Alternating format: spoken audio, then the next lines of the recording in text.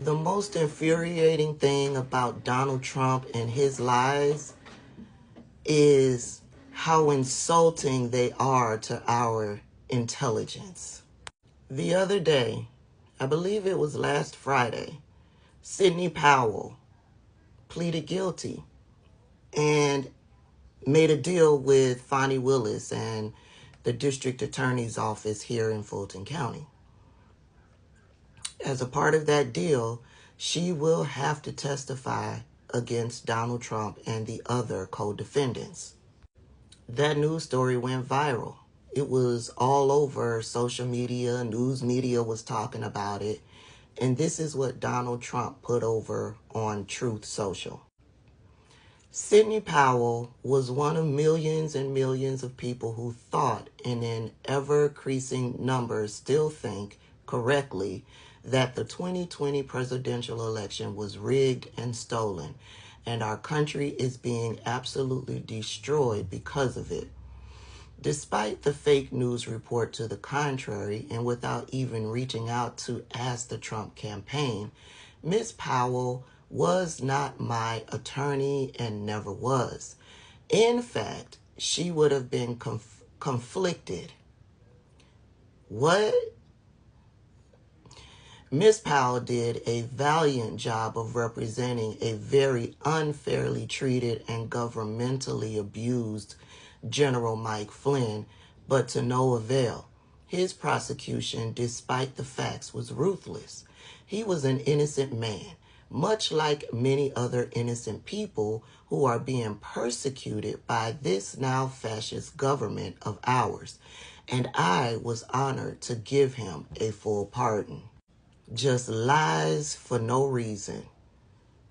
Because I remember when Donald Trump tweeted this: I look forward to Mayor Giuliani spearheading the legal effort to defend our right to free and fair elections. Rudy Giuliani, Joseph DeGenova, Victoria Toensing, Sidney Powell, and Jenna Ellis, a truly great team added to our other wonderful lawyers and representatives. Not only did Donald Trump tweet that Sidney Powell was a new addition to his team of lawyers, which means she is now one of his lawyers, Rudy Giuliani called a press conference. I watched that press conference. Here it is. Thank you very much for coming. This is representative of our legal team. We're representing President Trump, and we're representing the Trump campaign. When I finish, Sidney Powell and then Jenna Ellis will follow me, and we will present in brief the evidence that we've collected over the last, I guess it is 2 weeks. Also, Joseph DeGenova, Victoria Toensing are here with me. There are a lot more lawyers working on this, but we're the senior lawyers, and Boris Epstein.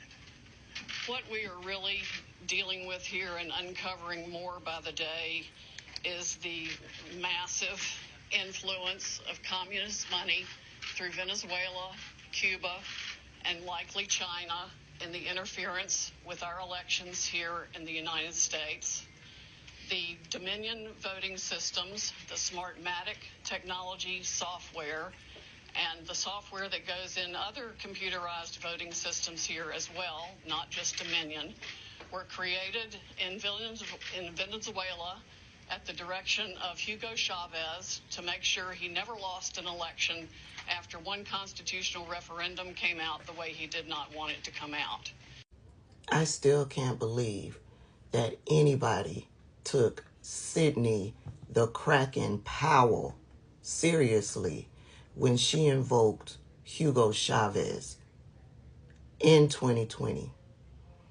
Hugo Chavez died in 2013.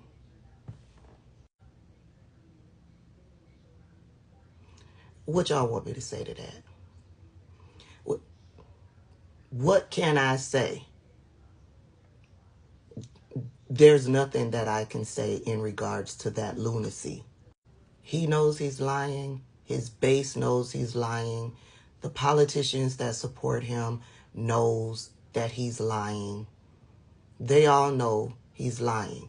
And yet, 50% of the country is ready for November 2024 to get here so that they can go out and cast their vote for Donald Trump. This is exactly why it is important for us to be armed and ready to get out to the polls in November of 2024. This is the nonsense that we are battling.